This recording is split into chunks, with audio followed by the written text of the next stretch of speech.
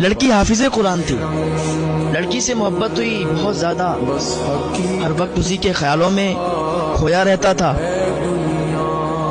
ایک دن اپنے گھر والوں کو بھیج کر لڑکی کے گھر لڑکی کا ہاتھ مانگ لیا، تو لڑکی کے گھر والے بھی راضی ہو گئے، شادی ہو گئی، دونوں آپس میں رہنے لگے، میاں بیوی رہتے رہے۔ محبت اتنی تھی کہ ایک گھڑی بھی بیوی کو اپنے سے جدا نہیں کرتا تھا، بہت زیادہ محبت تھی، جو چاہتی بیوی وہ اس سے مانگتی تھی اور جو مانگتی تھی وہ اسے پورا کر کے دیتا تھا۔ ایک دن کیا ہوا کہ لڑکی کو بیماری لگ گئی، لڑکی بیمار ہو گئی، حافظ قرآن تھی، بیمار ہوئی تو اس نے بہت علاج کروایا، بہت اچھے ڈاکٹروں سے علاج کروایا، لیکن وہی ہوتا ہے نا جو اللہ چاہتا ہے۔ یہاں تک کہ لڑکی کی حالت اتنی سیریس ہو گئی کہ لڑکا بھی دعا کرنے لگا کہ یا اللہ اس کو جلدی موت عطا فرما، یا اللہ اس کو جلدی موت عطا فرما دے۔ 3 دن تک لڑکی منہ کھولے رہی، پر ہلکی ہلکی سانسیں تھیں، 3 دن تک اس کی جان نہیں نکلی۔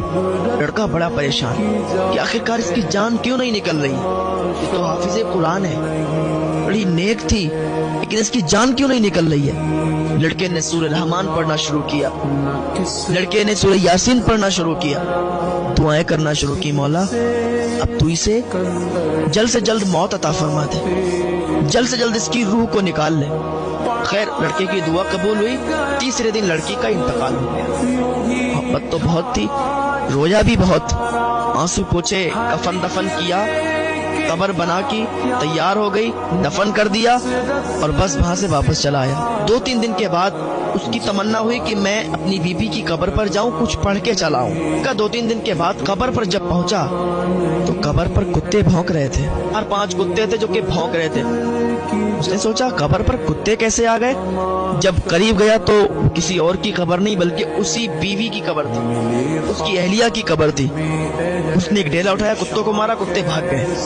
گھر پر آیا، بڑا تعجب تھا، بڑا عجیب لگ رہا تھا کہ یار ایسا کیسے ہو سکتا ہے، قبرستان کے اندر اور بھی قبریں ہیں، ہماری بیوی کی قبر پر اور پھر حافظ قرآن بیوی، اس کی قبر پر کتے کیوں بھونک رہے تھے؟ پوری رات اس بات نے اسے سونے نہیں دیا۔ 2-3 دن کے بعد پھر اسے تمنا ہوئی کہ میں اپنی بیوی کی قبر پر جاؤں۔ جب پھر گیا تو پھر وہی 4-5 کتے اس کی بیوی کی قبر پر۔ پھر اس نے ڈیلا اٹھایا، انہیں بھگایا۔ اب تو اس سے اور یہ بات بے چین کر رہی تھی کہ آخر ایسی کیا وجہ ہے کہ یہ کتے اس کی قبر پر آگے بھونکتے ہیں۔ دوسرے دن اس نے کہا چلو آج بھی دیکھتے ہیں چل کے۔